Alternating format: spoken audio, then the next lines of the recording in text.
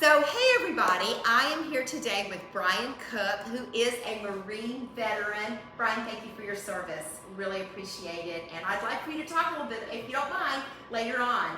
I know you were in Afghanistan and had some other places. Yeah, and I was in Iraq. I did two combat tours in Iraq.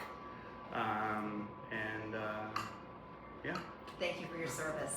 I was proud to serve. It's an honor to be cooking with you today, I have to tell you. And we're celebrating Veterans Day. This is November, so it's all about Veterans Day. And also, this is the month that the Marines were founded. It is the Marine Corps birthday is November 10th.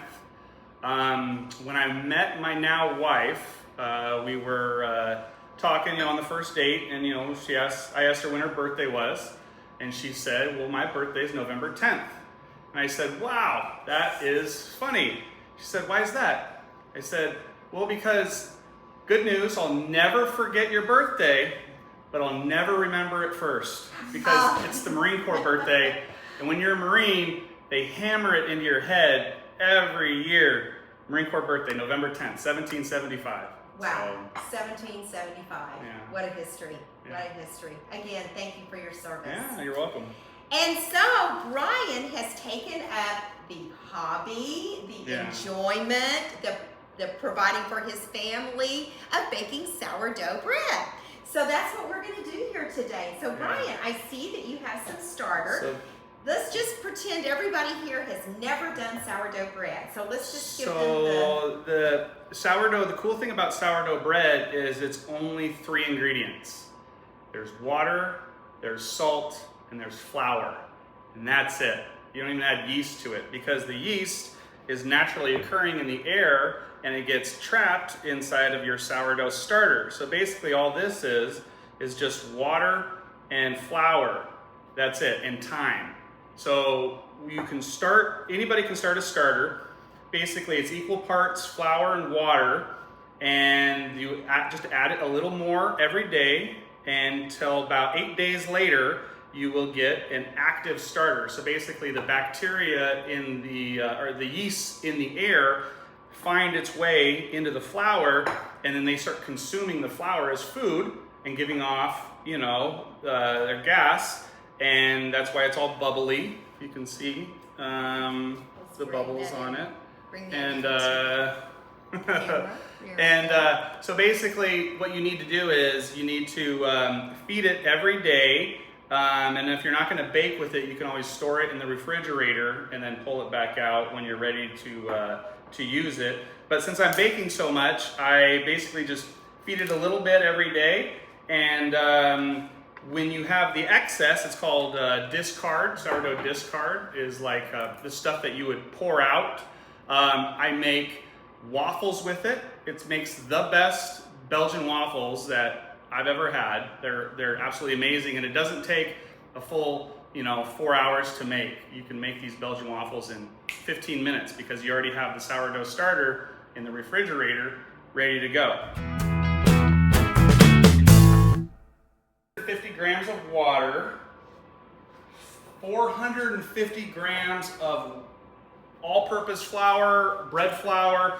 I like to use Costco organic all-purpose flour because their protein structure, their protein content in that flour is 11.5%.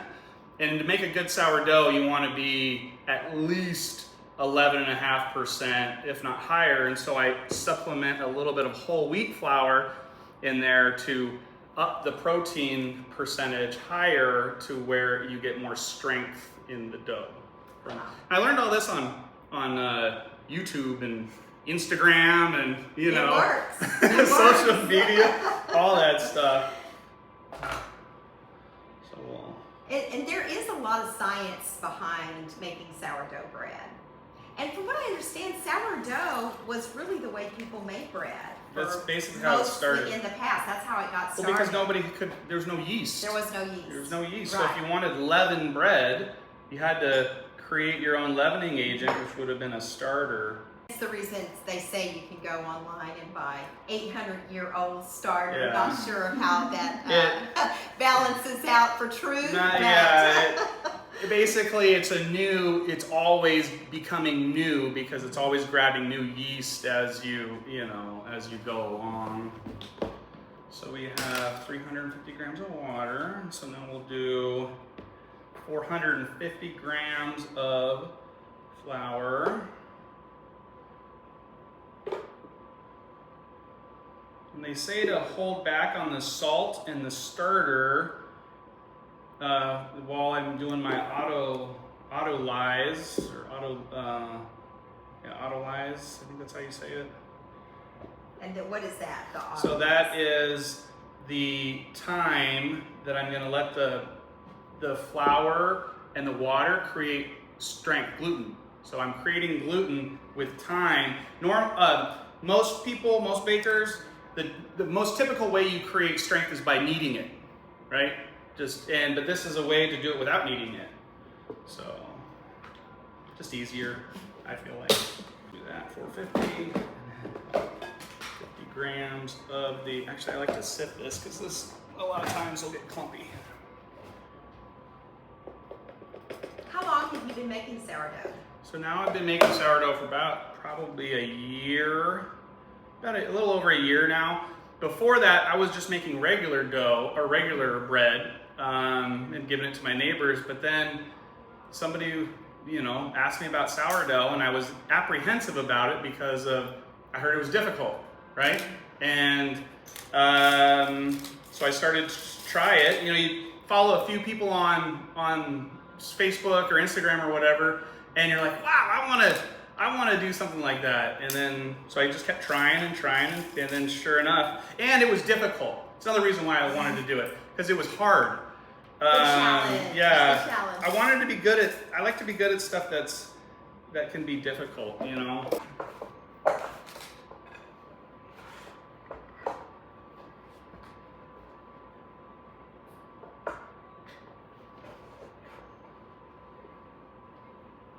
So now that we got it pretty mixed in, I'll use a little bit more water.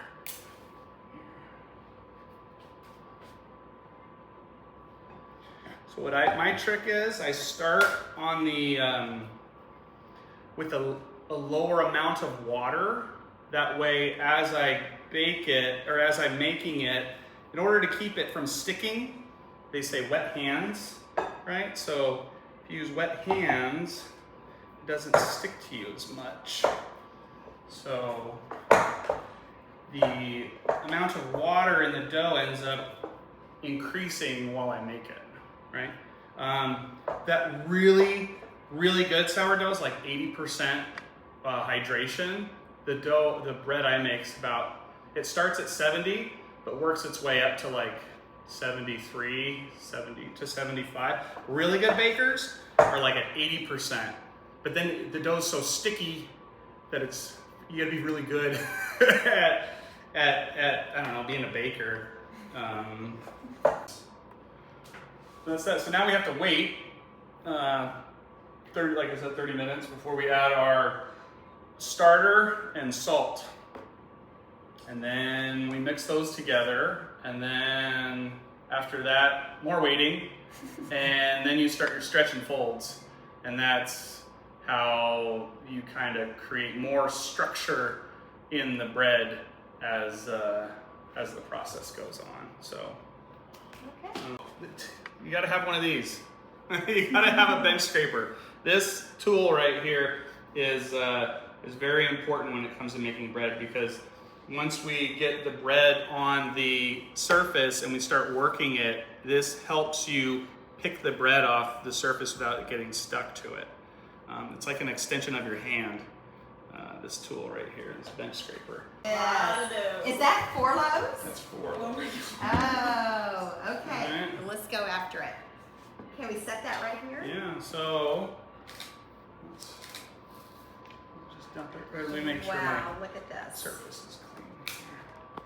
So tell me where this dough has been and how long it's been there. So this is basically would be the end of the bulk fermentation process. So after you get your dough made and your stretch and folds are finished, then you have to let it's called bulk fermentation. So that's basically letting the yeast start feeding on the flour, and it creates the air bubbles, and it gets it, you know, it rises, and that's what they say, bulk fermentation. So it's actually fermenting, you know. And one thing you can do is you can let the how pretty that is. You can let the I don't know what I'm saying. Here comes that scraper again. It comes in handy for lots of things. Just let it release. Now, did you have oil in that bowl at all? No. Or this is just natural that it's coming out? Yeah, so that's when it comes out like that, you know you've got the. Look at the bubbles. Wow. So then we'll it's like it's talking to you. Yeah, so this is roughly 4,000 grams. So we're going to a little less than 4,000 grams. So each loaf is weighed out is roughly 940-ish grams. So we're gonna weigh out our dough. So basically, you're weighing it until you get about 940 grams. Okay. And then we will take it and shape it. So 939, that's good enough. Oh, so that's pretty close. Bring it out. And now we're gonna shape it into a pre-loaf. So, or a pre-shape. So we just go forward and back and forward and back. And eventually you're going to get it to where the top of it's gonna be all nice and tight. Oh yeah, it's making it nice and round. So this is what gives it strength, like tension is what I'm trying to say. And tension, good tension creates a good rise like that. Not as good tension, see it's flattened out because I didn't get it. So this is a critical step right here then, and creating that tension in the dough. Yeah, the shaping is a pretty important step. Loaf or a properly fermented dough is easier to shape. Does that make sense? So there's a lot of importance in that process. Yeah, at the end of the bulk fermentation stage, if your bread or your dough shouldn't be sticky. See how I can just touch it and it doesn't stick to my hand. And another thing is, Alexa, stop, is you want to be able to push it and it should bounce back, the dough. So. Oh, look at that. Wow. I wonder if that's where the doughboy came from. That's what I'm thinking here. So yeah, let's get our, so what we're gonna do is we're gonna weigh out like I said.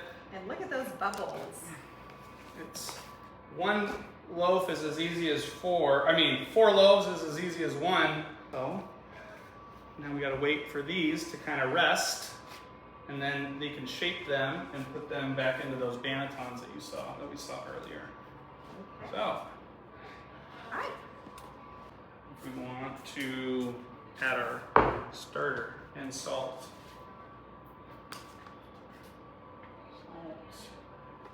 Starter, which has kind of lost a little bit of its vigor.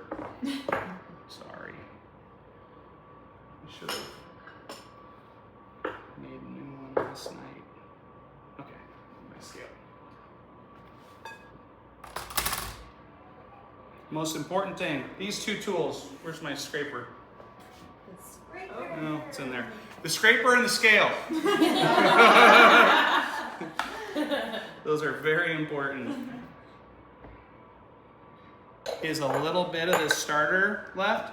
There's enough cultures, like live bacteria inside there to keep it going. So you don't need to keep a lot of starter on hand if you use it. Let's see about that, and then we want to 40 grams of salt. No, 10, because I'm only doing 1 loaf. I'm so used to making 4. All my ratios in my head are for 4 loaves. So wet hands are we come over to the sink and start putting it in.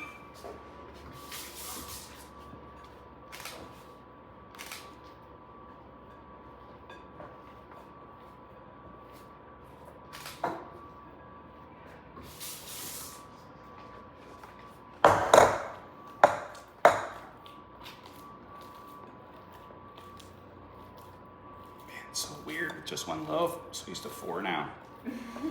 It's so small.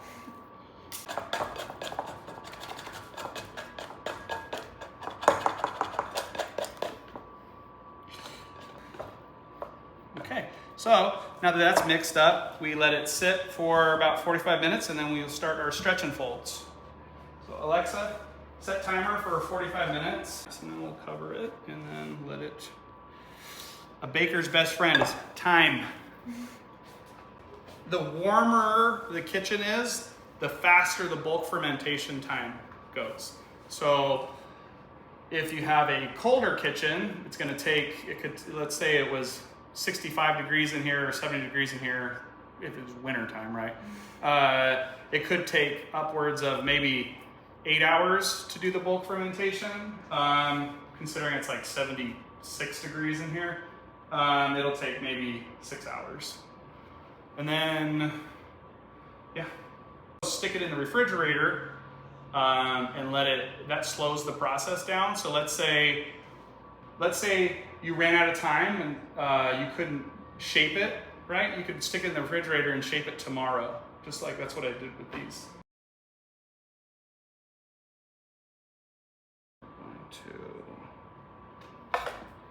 There's 5 grams of starter in there, so I'm going to add 50 grams of water and 50 grams of flour, and then in 12 hours time, I will have a risen starter. It'll probably come up to maybe here in 12 hours.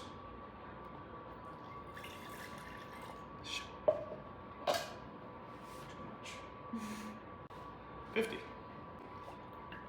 So you just gotta scrape down the edges.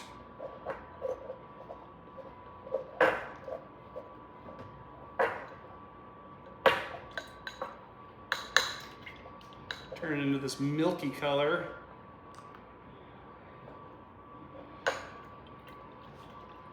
That is where all the live cultures are.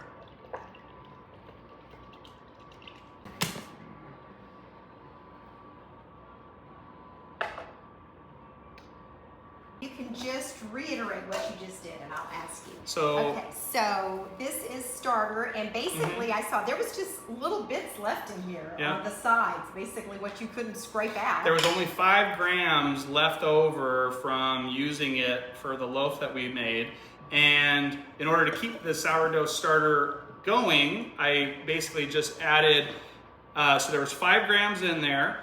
Okay. I added 50 grams of water, and then 50 grams of flour. Yeah, and we're mixing that up together. And in 12 hours time, this will be 100 grams of starter ready to bake again. All right, and will you put this in the refrigerator, or will it just be sitting on the counter? Yeah, that's why. Because of course they didn't have refrigerators back in the day. No, this is how bread has been made for eternity. Yeah. Since centuries is not even long enough. Since the first person realized that, oh my gosh, I can make bread out of this. It doesn't have to be a flatbread. Yeah. You don't have to make it all scrape down the edges, but I like to get the last little bit out of there. Yeah, I like to. Nice. Make it so pretty. Yeah, scrape the edges down. This doesn't look as gross.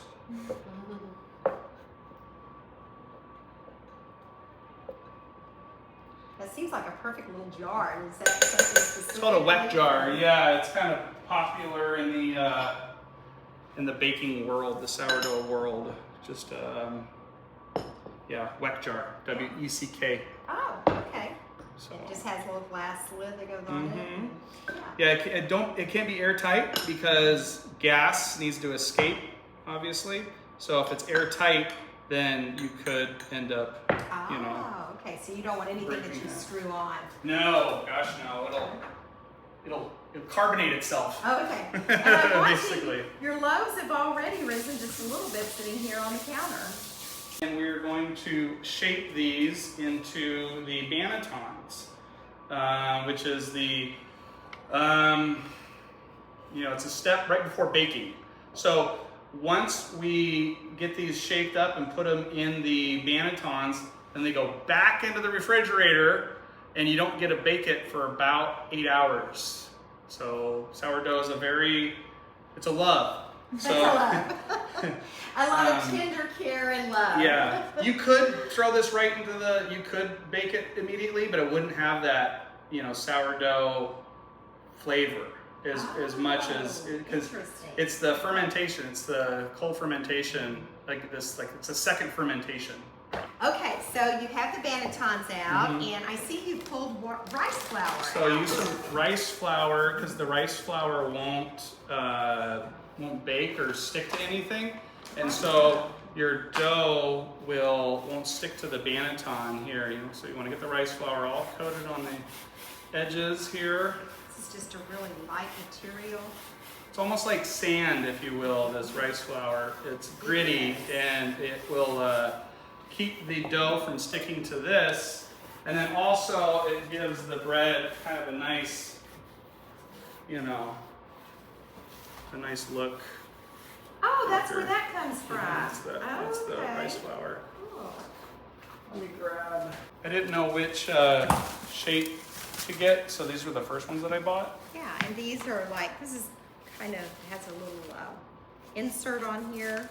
Yeah, so this is called wood pulp. So this is made from wood pulp. These are a little bit more expensive, these than just the ones that use the kind of the bag or the sling or whatever. Like a tan and yeah. a bag over it. These are a little bit more expensive. But these are higher quality in the sense of you can put the loaf directly in this, and this has the little, the little bag that it sits in. But if you take care of these ones, apparently they will last a real long time, from what I've read. So let's shape up one. Okay. At one time. It's okay. So we're going to flip it on its other side, because this isn't sticky, right? This is a little stickier under here than here. So basically we're going to shape it.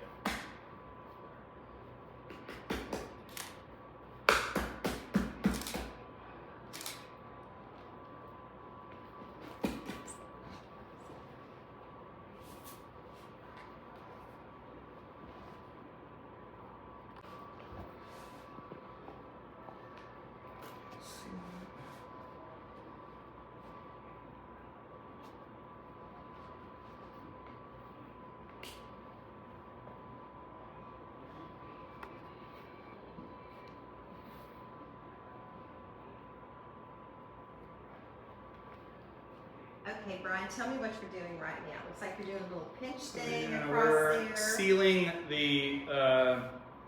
sealing it together to create tension, because this will be the bottom of the loaf right here. Oh. So if we can get the bottom tight, then the top of the loaf, which would be down in here, is going to be tight.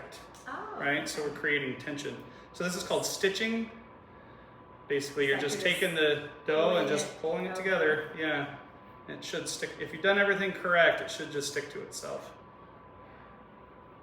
And that's the reason you're using that stickier side. Yeah.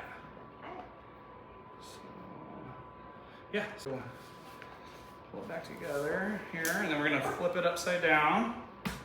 And then we're going to now create our little loaf. There's different ways to stitch it. That was one way. This is another one. It's kind of like a burrito. Oh, kind of roll it up. Bring it on top of itself. This.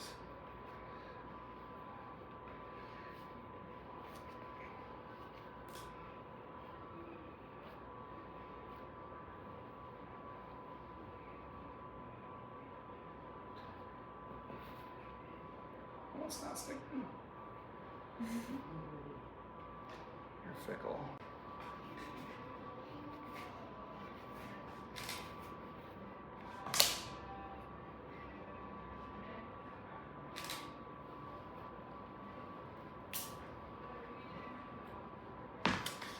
Man, this just doesn't want to stick together, does it?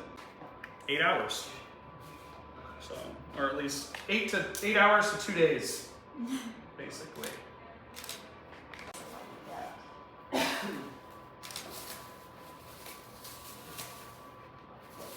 So if it's in the refrigerator, it's in for longer. If it's just out in the room, it's a little bit warmer, shorter period of time. Yeah, so if these were to stay on at room temperature, they would continue to rise until they would overproof and lose all their structure. All of their internal bubbles would get broken down and it wouldn't be as strong, so it would come out, it would flatter.